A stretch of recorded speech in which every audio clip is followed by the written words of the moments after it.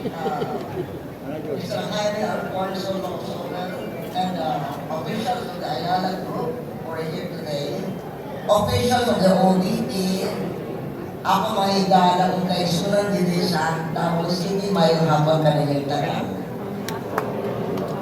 I'm very happy to be here with all of you today for the pop-up exhibit and book signing of Vice President Sara Duterte. This gathering comes at an important moment in our national life, as the Vice President has recently declared her intention to seek the presidency.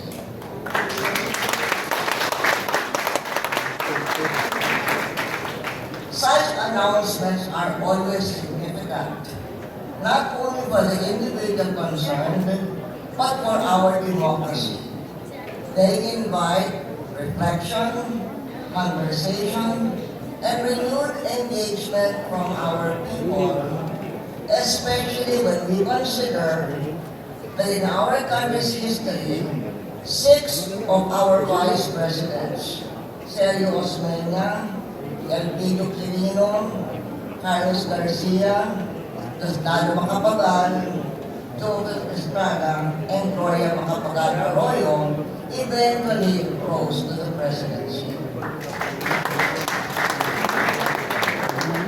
We also live at a time when constitutional processes are unfolding, including impeachment hearings. I myself went through impeachment proceedings 4 times, and therefore I have some insights into this process. In a democracy governed by the rule of law, such mechanisms should neither be personal nor political theater. It is important that those in charge conduct the proceedings with sobriety, fairness, and fidelity to the law, free from prejudice, and mindful that institutions must be stronger than momentary passions. Speaker Boldi has said that the hearings on the impeachment complaints will be tackled fairly. The eyes of the Filipino nation are upon us in Congress. Thus, as we start the floor debates, I urge my fellow congressmen to do so in the spirit described by Speaker Boldi. Today, the center of the event is a book on ideas thoughtfully put to paper. This process allows leaders who have been vice president, including myself, to share our convictions, explain our perspectives, and contribute to the marketplace of ideas in a manner that encourages dialogue. I congratulate the Vice President on this event and extend my best wishes as she shares her work and the work of other Vice Presidents, including myself, with the public.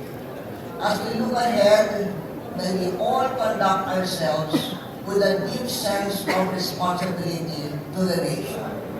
Leadership contests should not weaken us. When guided by principle, they can strengthen democratic choice. So to all of you and all of us, happy 90th anniversary to the office of Vice President. Thank you very much, Honorable Gloria Macapagal Arroyo, for your message.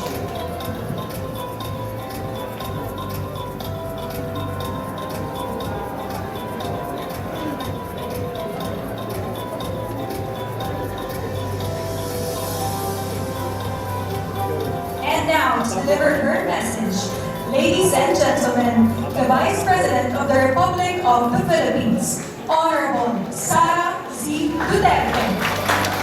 Ayay. Ayay, wag yun. Wag yun. Thank you.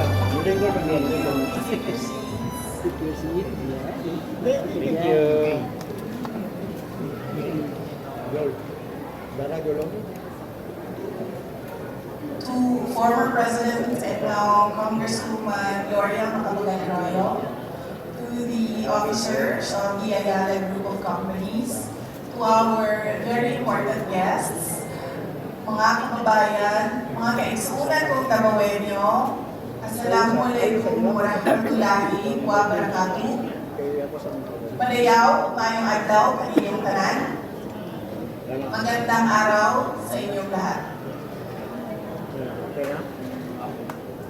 Unang-una na ko ang pagtimbaya kaninyong tanan o isa ka mainitol na happy araw ng Davao, mga Davaoenyo.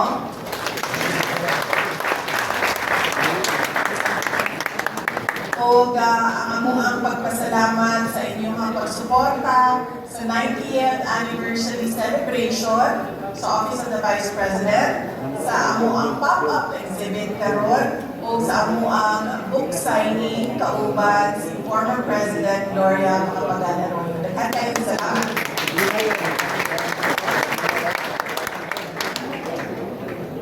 Davao City turns 89 this month. It's 1 year younger than the Office of the Vice President. The City Hall marks 89 years of service. And today, the Office of the Vice President brings its 90th anniversary commemorative book and pop-up exhibit for the Davaoenos. 3 milestones in one afternoon. Here in Mindanao, where history has never learned to arrive one thing at a time. For decades, the Vice Presidency was restrained, set aside, kept in reserve, treated as proximity to power rather than power itself. The assumption was that standing one heartbeat from the presidency is a position of waiting, not of purpose. That assumption is always wrong. Former President Arroyo is here, who is also a former Vice President, and she is the only person in this room who has held both posts. And I learned from the pop-up exhibit, your father and you are the only 2 individuals in our country that held both the VP and President positions. See, may natutunan tayo sa never thought of that before, na bilangin, pero I learned there's only 2 Filipinos. For her, succession was not hypothetical. The line was called and she answered. Her presence today is not ceremonial, it is testimonial. An exhibit about public service should be placed where the public actually is. I thank the management of Ayala Malls for opening this space.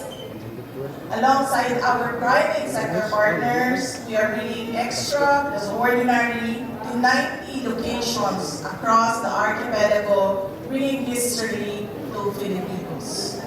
This exhibit and the book, First in Line, are the permanent records of 14 leaders who held the Republic together.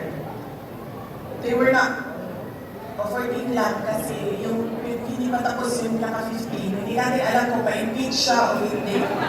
Patapos ang kwento niya.